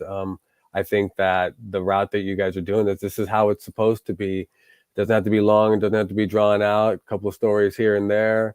A couple of shout outs, to new materials and, resources to help more vets. And if it's another avenue to be able to do that, I think that this is a great one. I'm really honored to be here. shout out to, Alberto, and just to being able to help me do this and to feel more comfortable in my own shoes and my own story. And so I wouldn't be able to do that without you guys. As far as I'm concerned, it's great. I appreciate that, man. That's what happens when we get to 1 year. Now we got to live up to that, Henry. Thank you. Yeah, I got to say, I'm pretty honored. Number 52, it is a big year. And I just, thank you guys. You make it very easy. Ty and, Matt and DJ and Al, you guys just really help with just kind of letting it flow. And from one vet to others, it's more natural this way. It's one of those things. You're just kind of hanging out, and that's where the real material comes out of. Yeah, for sure. I wanted to make sure that Berto was our first guest that wasn't, our 4 stories. That's how we started off the podcast. So Berto was our first guest because I wanted to make sure we had a good azimuth check. So, Berto and I were talking. We were trying to get a couple of y'all peer support specialists on just to make sure we got a good azimuth check in the year. So thank you very much for your story. Thank you for, I think you're pretty much hired as the technical advisor for, our azimuth checks for how we should be therapizing when we're out here with our family, our extended family. But thanks so much for coming on, man. Yeah. It's been great. I'm pleasantly surprised. And as always, thanks Berto for hooking us up. Absolutely. Berto, here's the deal, Berto. If they're not going to be as good as Henry, like Berto's got a lot to live up to now too, right? Like, come on now. Like this is Bert. Like, I don't know. Berto, look, Henry, you're that guy that everybody goes, you want me to go talk after him? No.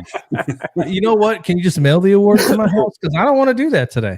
Hey, right on, fellas. It's been an honor. Thank you so much. Yeah. Is there anybody that you want? Oh, go ahead, Al. No, it's got a quick question for Henry real quick. I ain't got to be full screen. That's got a question for him.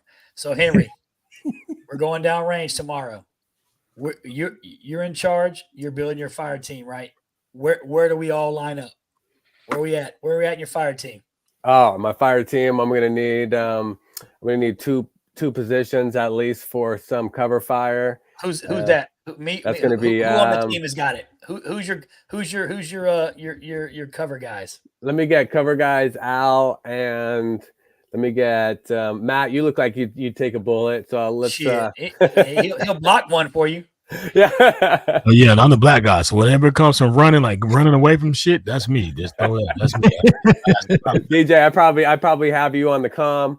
Just because that seems more natural, right? It seems like you're a DJ, and you help. Hey, they shooting over here. Bring some shit. Hey, fly some shit up. Drop some shit, y'all. What the hell's going on? Henry, so what am I doing? I got Ty on the turret, of course. He's on the picture. Hey, okay. Yeah, baby. Yeah, he's here stand up his arms again. He's like the turret. So me and Matt are very expendable.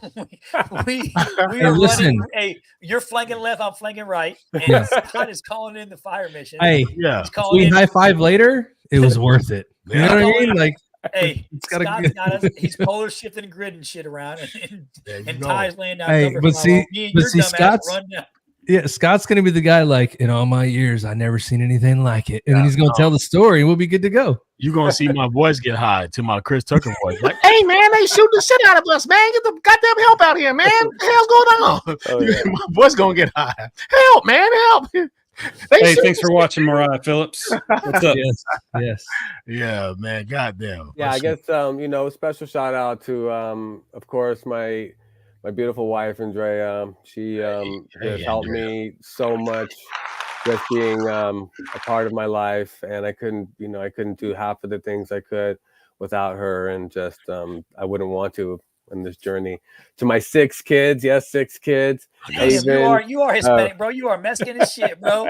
Haven, Ruby, Aria, Hera, Henry Jr., and Aries. My beautiful kids, you are my passion. You're my reason for continuing to push every day. And I wish you guys nothing but the success in the world. And you've already made me a proud dad. Here's what we learned about Henry today. He couldn't pull out of a fucking driveway. Henry couldn't pull out of a damn driveway. if I was behind him with them little sticks, come on, bro. He's like, I don't pull out of shit, bro. Hey, I was in a helo company. All I did was fly out of. All I did was rappel out of planes, man. Yeah, I'm in here for the. You was jumping in the stick. You wasn't jumping out, bro. We know what's up. Yeah. Well, of course, everybody from the 2nd Battalion, 1st Marines, Cuban B, Crone, Hormino. I'm sure I'm forgetting a lot of people. AJ Rowe, my boy Jason Gaines. Always just mad love for all the guys I served with. Every time I'm with you guys, it just feel love, and just if you're a vet out there listening, you know, it's never too late to give your buddy a call or try to get together and start something. And I do it, and it's some of the happiest times of my life. I took my son last year, and we just had a great time climbing mountains and paying respects when we get up to the mountains. So, of course, and just my mom and dad and my brother and my other brother Nate, and just you know, all the veterans who fought for the world and fought so that we could be here today. And without you guys, you know, there is no triple threat vets. There is no United States, and so just owe a lot to them and all the fallen war heroes as well. They deserve it. My man. Well said, brother. Yes, sir. Yeah. And you didn't get my number, man. Take my number down. I'm gonna take yours. If you ever need a brother, you ever need anybody, if you ever need comms, I'm on the radio, man. Bring them some help, man. They shooting and shit, man. Goddamn. Yeah. Goddamn. I'll put his number in our group chat. Yeah. Family, man. We definitely got to go have a beer or some breakfast together, man, and definitely rub shoulders, man. You are, like I said, you are a true American hero. You are a brother. You are a friend. You are a father. You're a husband. You are what a lot of people wish they could be, but they didn't have the guts to do that shit. I can tell you right now, you have the guts and the glory. With guts, there comes that glory, brother. And I'm just happy that you came and blessed us on this podcast tonight, man. This was great, for sure. Thank you. Appreciate you, DJ. Thank you for letting me be a guest on your guys' show. And most importantly, having you guys end with myself. And I wish you guys nothing but success in the future. You guys are going to have some badass shows. And let me know if you ever need anything from me. Thank you. For sure. Hell yeah. Henry, thank you so much, brother. I'll reach out to you, and we look forward to talking to you again soon, brother. Thanks, fellas. Appreciate you guys. Thank you. All right, take it easy. Wow, how about that? New favorite. Listen, I'm telling you, dude. Coming into the year, new favorite. But it just like it happens that way, right? That dude has a story that you could not find him to tell that story. You couldn't find 10 other people to do that. Yeah. But you know what, Matt? That was one. I bet you he's probably got about 12. Bro, I told y'all my story when I stubbed my fucking toe and I broke my pinky toe. Y'all tripping. Y'all acting like my shit ain't serious. Listen, a whole pinky toe, motherfucker. Yeah, but look, any guy that's gonna run across the desert in a zigzag formation and like watch the bullets go by has to have more stories too. Oh yeah, for sure. Like there's got to be more. I would have been the guy in his story who was like, "Oh, I gotta take a pee," and I'd have been hiding the fucking porta shitter. Like, what the fuck, is it over yet? What the fuck are you doing? I'm playing dead. I'm the guy in the back, like they still shooting. I'm just gonna lay here. You know what I'm saying? I'm playing dead the whole fucking time, bro. That's funny. Like when the wars are on, I'm like, hell yeah, that's what y'all get. Fuck with America. I've been after it's over, bro. You're talking all like, we did this shit.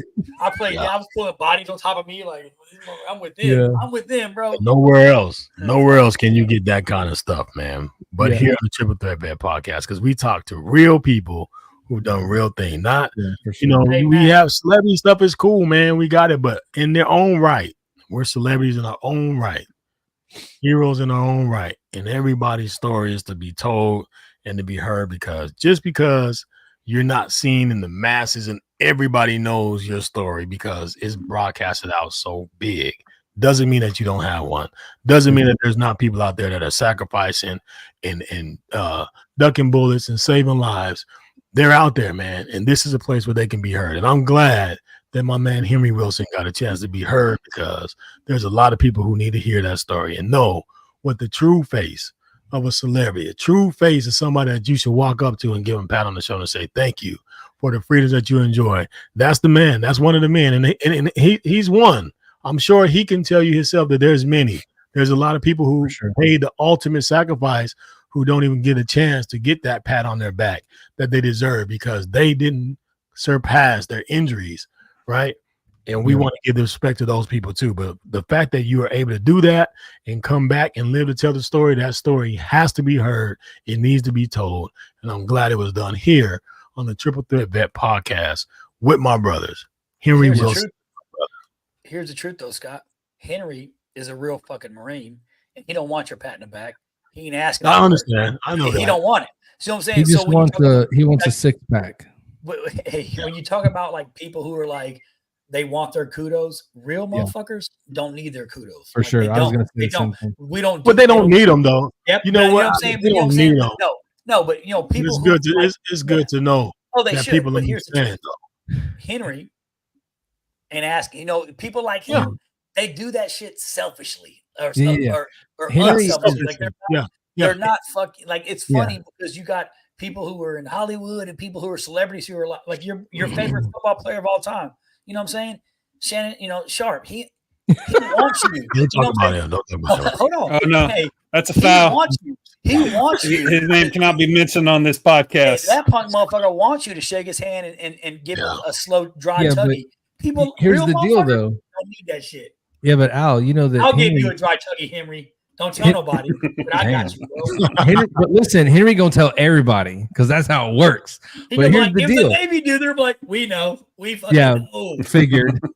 So listen, he's probably back there, and I know that he can still. He's probably in the backstage area in the green room. He's probably going, these assholes keep saying shit about me. That's really nice. And he's like, don't do that. I don't need more people calling me next week and asking questions, dude. You know what I mean? He's a Marine, Matt. He's probably like, I don't want to dry tuggy. I would tell you though, in the boat. You know what I'm saying? That's how we roll. Does everybody have a small glass and something you can put liquid in? Handily, readily available? He's got a glass. Yeah. You got a glass. Yeah, what is that? I don't have any. I don't have any alcohol. DJ, listen, whatever you have. DJ, what you got there? Is that hochatas? You got hochatas in your glass? Listen, you see, I used to have the apple pie moonshine. Yeah, this is the peppermint. This is the peppermint candy cane moonshine right here, brother. Looks like semen. Like semen and grape juice. It does. Here's the deal. Here's the deal. All seriousness. 52 episodes, 1 year in, 12 months, 365 days. There's not a lot of moments that you get to do something like that, commit to that, and do it with people that you love and people that we're still friends with after a whole year, right? Yeah. Doing this thing. But here's what I want to tell everybody that's out there. Here's cheers to 1 year of doing what we're doing. And for many, many more years of us to do it for people that deserve it. And for people like Henry to come tell their story. So I just want to say thank you to everybody that's gone before us to serve this country, everybody that's doing it right now, and everybody that's coming after. There you go. Here's to everybody. Up to it, down to it. Fuck those who don't do it. We do it because we used to it. And there's that too. Hey, also, Matt, I have a t-shirt idea. Your daughter just dropped on us, and I want one. I would wear it every day. Here's the t-shirt right here. Oh, not that. Fuck that. Hold on. Thank you, Henry. Look, Henry was like, you goddamn right. Thank you. This one, bro. Henry or bust, bro. Let's do it. Yeah, but Henry, we would have to make sure that Henry's cool with the graphic we put in that one. You know what I'm saying? Yeah. Yeah. Well, I'll put his number in the group chat. We'll talk to him about it. There we go. We're gonna get it. Yeah. I just want to. I don't have much to say after we get out of here today. I think that Henry's story was great for us. We can end on that note. You guys, if you have stuff to say, that's good. But thank you everybody for supporting us for a year. I appreciate everything that has come from this podcast. I appreciate everybody that's told the story. Henry, thank you coming on today and telling your story. There's no better person that could have done that for us today. Go out there, support veteran-owned businesses, support small businesses, and support the people that have supported your freedom for so much time and effort that we've had in this country. We don't do enough of that. I love you guys all. Thank you very much, and we'll see you again next week. There you go. My man, Al Hero, what you got for us today, brother? I just had a question for you. It's really for Mariah. Does Mariah like high, yellow, light-skinned, bright-skinned brothers? You know what I'm saying? Yeah, but Mariah knows her uncle's crazy, and I like him. Never mind. So. I know your uncle. He'll bust my. I like swallow. I like chewing solid food, and you be able to use my fucking hands for the rest of my life. So just kidding. No, all I want to say is my baby.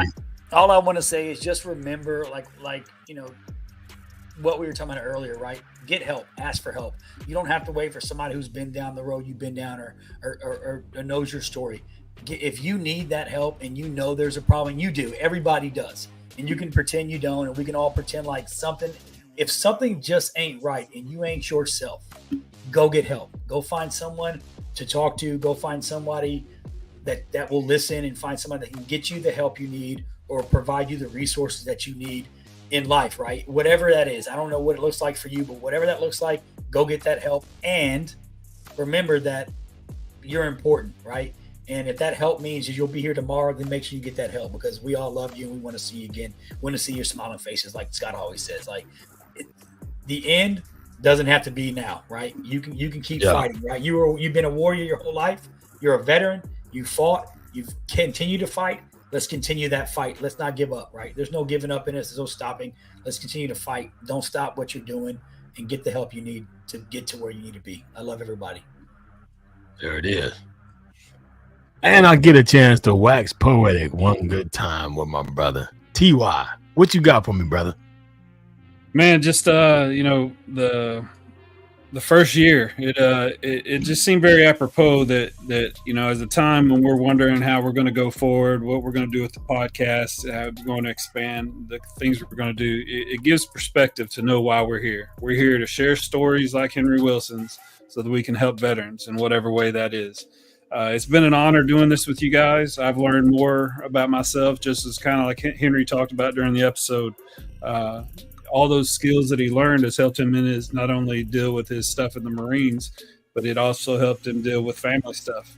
So just like that, we learn from all the guests that we've had, and I think this has been the best year of me being able to actually let go of some of being wound so freaking tight that everything's a military operation. And I don't think that I, in my 7 years of being out, maybe have dealt with being out of the military, save this past year, has been the easiest for me. And it's because we get together and talk. We get to be just boys with each other. We just, get to have a conversation. And that's what I love about our Thursdays. And I think as the podcast grows and we get more followers and we start talking to more people, branching out and getting more guests on with different, networks of influence, then the second year is going to be even better. Love you guys. And I can't wait for our next year. There you go, my man. Well, I'm going to say this, because the guests we had made me realize something, and I have to similarize it to life. It's time, ladies and gentlemen. It's time for you to take off them damn headphones. Stop listening to that inner bitch inside of you. I know you normally don't hear me talk this way, but we got to stop. We got to take away that inner bitch that's telling you that you can't get up and that you can't fight. Just like our guest that came on today. Bullets flying and going across the brow. You can see them coming every which way. You don't even know where they're coming from. That's life. Life is going to hit you from all different angles, all different ways. You're not going to know where they're going to come from. You don't know what's going to happen tomorrow. You don't know what's going to happen next month. But you need to stop listening to that inner bitch and just run for it. Run for your goals. Run for success. Run for a better you. Run, and duck and roll and get your ass up. If you haven't been shot and taken out, then you have another chance to run and fight. That's my message. Let go of that inner bitch. Get your ass out there and do something better for yourself. Be a better you. If you're alive today and you can hear my voice, you have time. Get you some help, like my man Al Hero said. Get your ass up. Fight. Live to see another day. Be strong. Be worthy. Be prosperous. I want to give a shout out to my niece Mariah, because she didn't lay down. She got her ass up. She didn't listen to that inner bitch inside. She got up and she continued to be great. And she's greater today because of it. So I challenge you to get your ass up and be there tomorrow, because I'm going to be there looking for you. This is DJ Royal T. This is a Triple Threat Vet podcast. I love you guys. Shouts out to my brothers, to our family for a year. And we're going to do it again next year. Season 2 coming up, y'all. Peace out. Bam.